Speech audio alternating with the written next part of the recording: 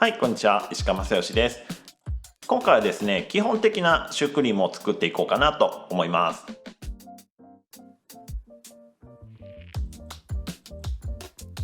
構成としてはですね、カスタードクリームとシュガーの2つのパーツだけなんですけども、結構失敗の多いパーツですんでね、それをね、しっかりと失敗しないように解説していきたいと思います。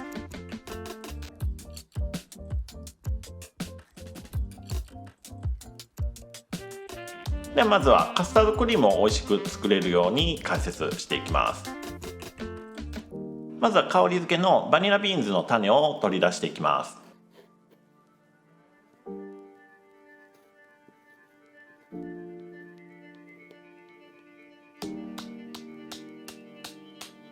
バニラの種と鞘を牛乳に浸したら、膜を張らせなくしたり、鍋底の焦げ付き防止のために砂糖を少し入れて、一度50度から60度程度まで温めてから1時間ほど蒸して、バニラの香りを牛乳に移していきます。で、美味しさを突き詰めるならバニラを鞘の状態から使うのがやっぱりね、一番美味しいですね。バニラの香りの主成分のバニリンっていう物質は結構簡単に化学的に合成できるので、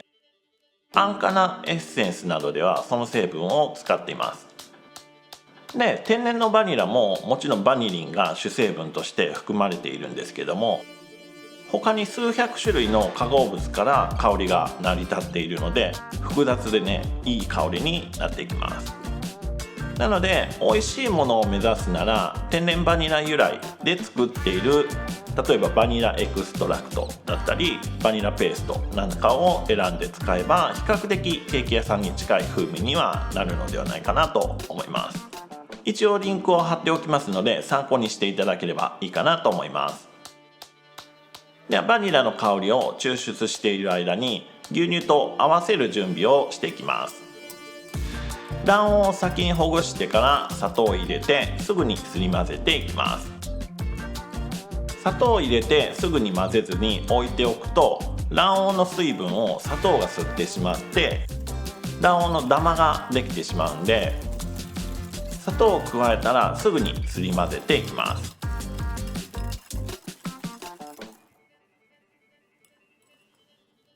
途中で塩も一つまみ加えていきます。で、すり混ぜて空気を含ませることで、後で想定よりもあったかい牛乳を加えてしまったとしても、卵黄に直接熱が伝わりにくくなっていきます。こんな感じに白っぽくふわっとしたら大丈夫です。そしたらここに薄力粉とコーンスターチを加えて混ぜていきます。で、コーンスターチを加えることでクリームも少し柔らかくなって、口当たりも少し軽くなっていきます。もしなければ全部薄力粉で作っていただいていいかなと思います。で、バニラを浸した牛乳が一度冷えてますんで、それを再び5、60度に温めて、それを卵黄に加えていきます。まずは少しだけ加えて卵黄を伸ばしたら、残りを全部加えていきます。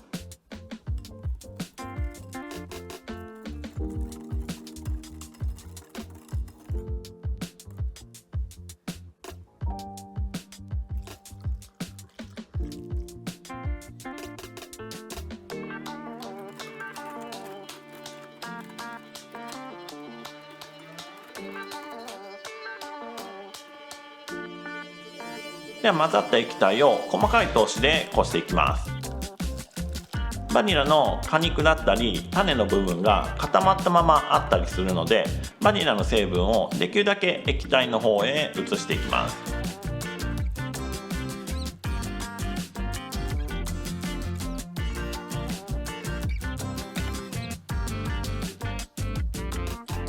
で、カスタードを炊く前に、炊けた後にカスタードを入れるバットと使うゴムベラにアルコールを振りかけて殺菌しておきます。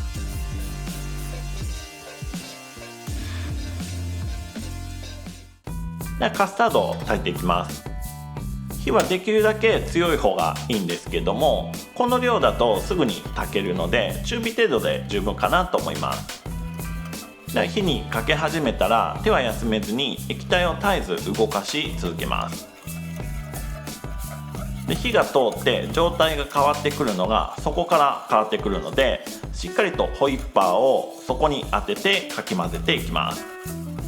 で混ぜる時にしっかりとまんべんなく混ぜないとホイッパーが当たっていない箇所を作ってしまうんですね。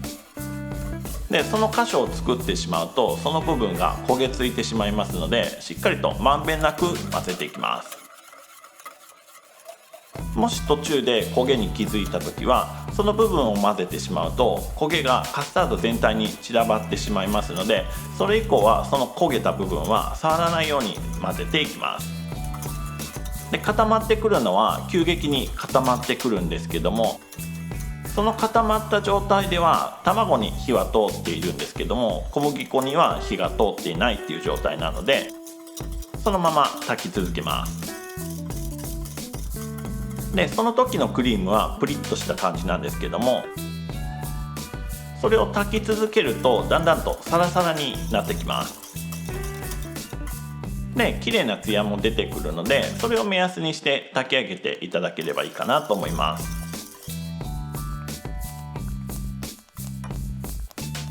でクリームが炊けたらそこにバターを加えて混ぜて溶かしていきます。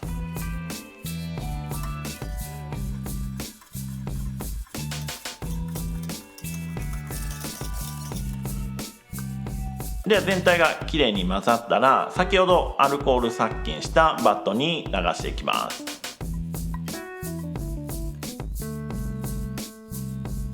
クリームにラップを密着させてかけて、雑菌が繁殖しやすい温度帯を通り過ぎて冷え冷えの状態になるように冷蔵庫のよく冷えるところに置いたり、バットの下に氷などを敷いたりしてできるだけ早く急冷していきます。で冷凍庫に置いてもいいんですけども、もし凍ってしまうとクリームがボソボソになって使えなくなってしまうので、凍る前に冷蔵庫に移す必要があります。ではシュー側を作っていきます。シュー側は生地が冷える前の状態でできるだけあったかい状態で絞って焼いた方が失敗が少なくなるので、生地が出来上がったらすぐに絞って焼けるようにもろもろの準備を先にしていきます。絞る鉄板には薄くバニラを塗っていきます。焼いている時は鉄板にくっついているけど、焼き上がって生地を取ろうとすると剥がれるっていう程度に剥がれやすくするためにバターを塗っていきます。これはね本当に薄くて大丈夫です。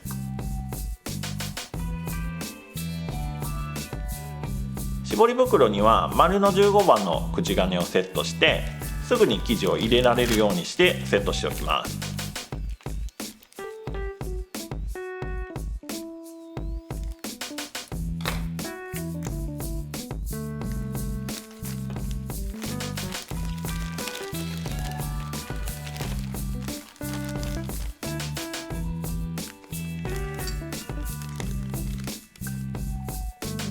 分量の卵を割って溶きほぐしたら湯煎で40度から50度程度まであったかくしておきます。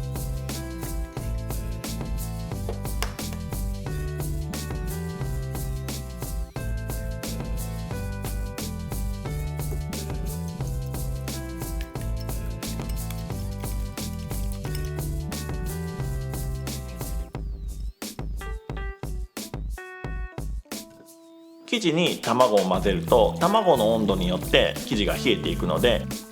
卵もあったかくして生地ができるだけ冷めないようにしていきます。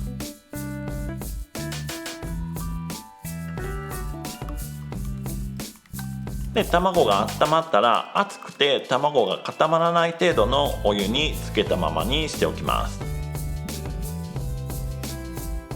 薄力粉はふるって通しておきます。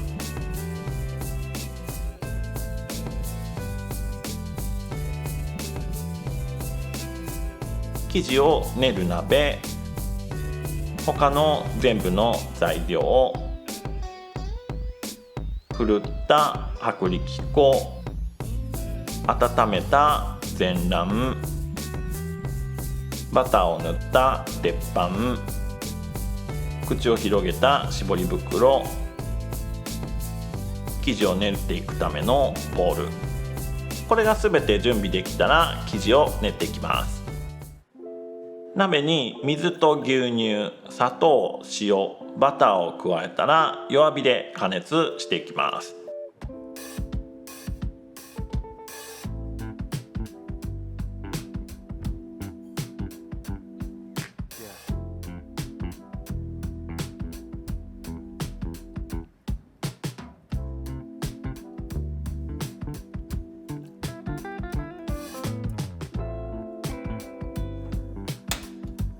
沸騰するまでにバターを必ず溶かしておく必要があります。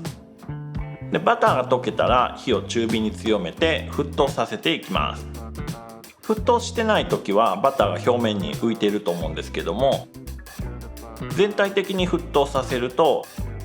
バターが牛乳全体に分散していきます。でその状態を作ってそこに粉を入れることで、粉と水を練った時にできるグルテンの生成を抑えていきます。でグルテンが多く生成された生地になってしまうと思うように膨らんでくれなくなります。牛乳がしっかりと沸騰して少し吹き上がってくるぐらいで一度火を止めてすぐに粉を加えていきます。でそれを混ぜるとすぐに水分は粉に吸われていきます。で粉のダマがなくなって粉気がなくなっていきます。その時点では少しボソボソの感じですが、もう少し練り続けると少しだけ滑らかな感じになってきます。そしたらもう一度火を中火でつけて加熱していきます。鍋底に生地をくっつけるように転がしながら熱が生地に伝わるように練っていきます。生地の温度が80度前後になるまで加熱して小麦粉のでんぷんを固化、アルファ化させていきます。でここででんぷんをしっかりと固化させることでオーブンの中で伸びやすい生地になってくれます。でここで加熱をしすぎると油分が染み出てきて分離していきますので、鍋底に生地の薄い膜ができるくらいまでの加熱で大丈夫です。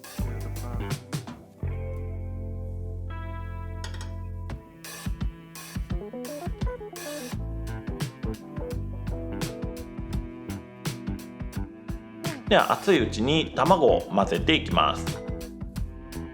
分量の3分の1の卵を加えて混ぜていきます。生地と卵の硬さが違いすぎるので初めは混ざりにくいんですけども、生地を切るように混ぜていくとだんだんと水分が取り込まれていきます。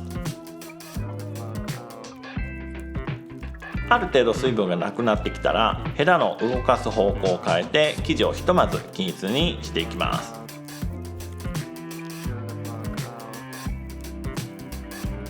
均一になればすぐに2回目の卵を投入していきます。この2回目以降加えていく卵の量は残っている卵の半分ずつを毎回加えていきます。でここで半分を加えると分量の3分の2が入ることになってきます。これも先ほどと同じように切るように混ぜて卵が少なくなればまとめていきます。で3回目も卵の残りの半分、分量の6分の1を加えていきます。これで分量の6分の5の卵が入った状態ですね。これも先ほどと同じように混ぜていきます。回数が進むにつれて卵が早く馴染んでくれるようになっていきます。で3回目の卵が混ざったらここで全体を一度しっかりと練って生地を均一な状態にしていきます。ここでしっかりと練って生地の硬さのムラをなくして均一にしてあげることで生地の伸びが良くなります。で4回目の卵を投入していきます。これも残りの卵の半量を加えていきます。あとは生地の硬さを見ながら卵の量が変わってきますのでもう一度加えることもあります。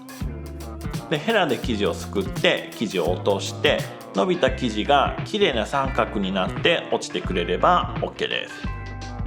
で加える卵が多すぎても少なすぎても、それ両方とも膨らまない原因になってしまうので、いい塩梅で加えていくようにしていきます。できた生地をすぐに絞り袋に詰めて絞っていきます。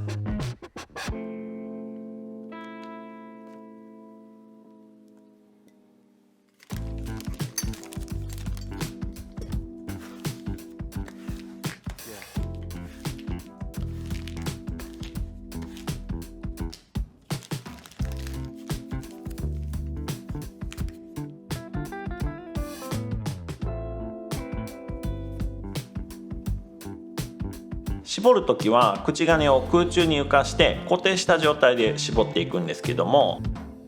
口金の先端をあんまり下に固定してしまうと、絞った生地が平べったくなりすぎて上に浮き上がらなくなってしまうっていうのと、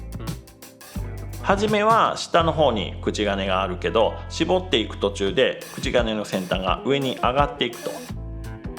そうなったら絞った生地が段々になってしまいやすくなるので、口金の先端を鉄板から1センチから 1.5 センチの間で固定して思いっきりよく絞ることで、横に広がりすぎずに上にこんもりした生地になっていきます。でフリーハンドで固定するのが難しかったら、親指と中指で口金をつまんで、人差し指を鉄板につけて高さを固定しながら絞ってもらってもいいです。で絞れたら霧吹きで水をまんべんなくかけて、少し段差になっているところを指で軽く押さえてあげて、できるだけ綺麗なドーム状になるようにしていきます。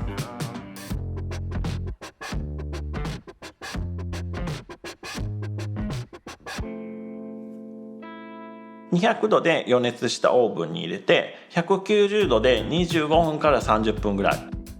で、その後150度で20分ほど焼いていきます。で温度を落とすタイミングなんですけども、シが膨らんでできた亀裂の中の生地が色づいてきたくらいのタイミングで落としていきます。亀裂の中の生地が周りの色と同じ色になるまでしっかりと焼いていきます。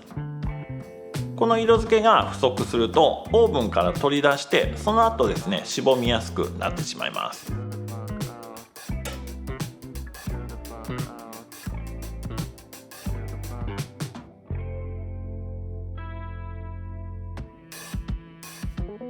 でオーブンから取り出したら生地自体はすぐ冷めるので、鉄板から外して一定の高さの棒などで上下に切り分けておきます。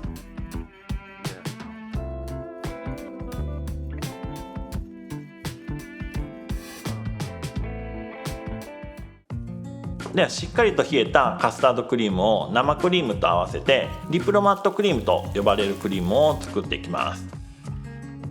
クリームを作るボウルとヘラをアルコールで殺菌したら、そこにカスタードクリームを移していきます。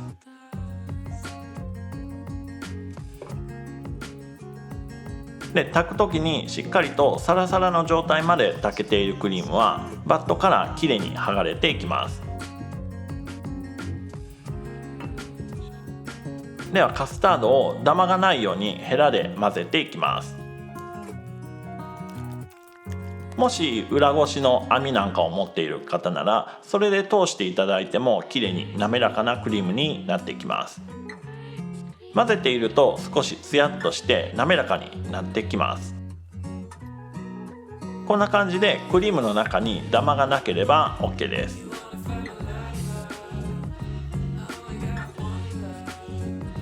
クリームに合わせる生クリームですね。これは分離する直前までしっかりと固く泡立てていきます。でカスタードと生クリームを合わせた時は、どうしても出来上がりのクリームは元のカスタードよりも柔らかくなっていきます。で生クリームの泡立てが足りないとクリームのコシがなくなってシャバシャバのカスタードクリームになってしまうので、しっかりと泡立てて出来上がりのクリームにコシが残るようにしていきます。これくらいしっかりと泡立てたら OK です。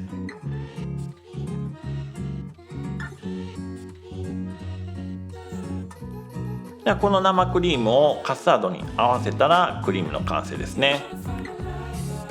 でこのクリームもずっと混ぜ続けるとだんだんとシャバシャバになってきます。で後で絞り袋で絞る時にも混ざっていくので、生クリームが少し残っているくらいで止めて大丈夫です。ではクリームを絞り袋に入れたら絞っていきます。口金は丸の15号で絞っています。あんまり細くない方がクリームに負担がかからなくていいです。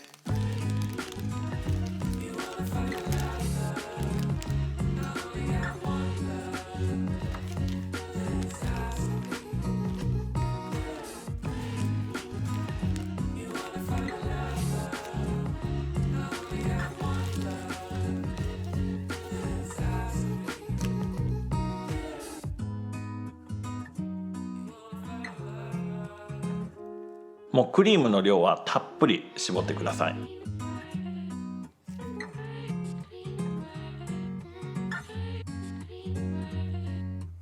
で蓋をして粉糖をかけて仕上げたら完成ですね。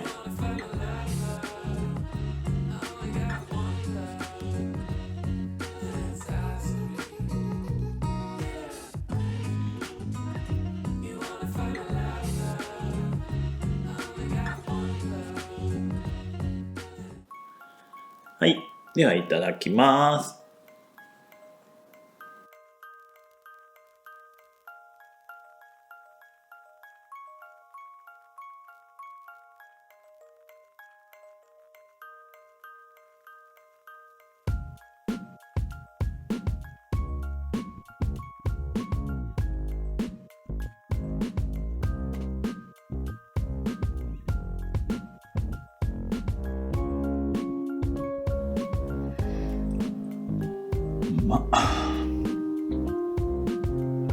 この皮のパリッとした感じと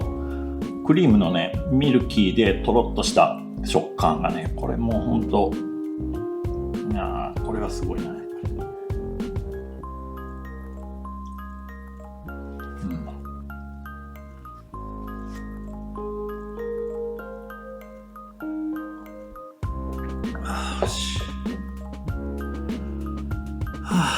ごちそうさまでした。やっぱりねシュークリームは皮が焼きたてで、その皮にクリームを詰めた瞬間っていうのが一番美味しい瞬間なのでね、ぜひ作って味わってみてください。ではまた次の動画でお会いしましょう。石川正義でした。バイバーイ。